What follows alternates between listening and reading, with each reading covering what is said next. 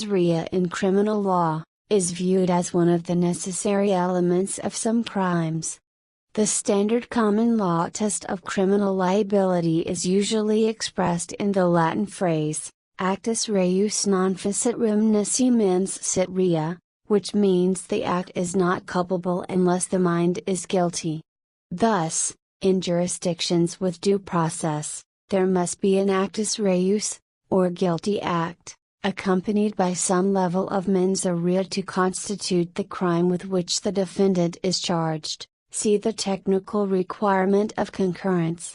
As a general rule, criminal liability does not attach to a person who merely acted with the absence of mental fault. The exception is strict liability crimes. In civil law, it is usually not necessary to prove a subjective mental element to establish liability for breach of contract or tort, for example.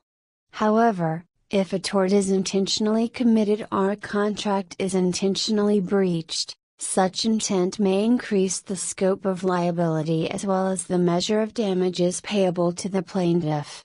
Therefore, mens rea refers to the mental element of the offense that accompanies the actus reus. In some jurisdictions, the terms mens rea and actus reus have been replaced by alternative terminology.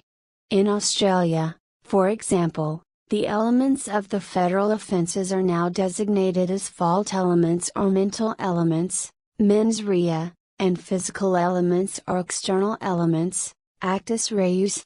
This terminology was adopted to replace the obscurity of the Latin terms with simple and accurate phrasing.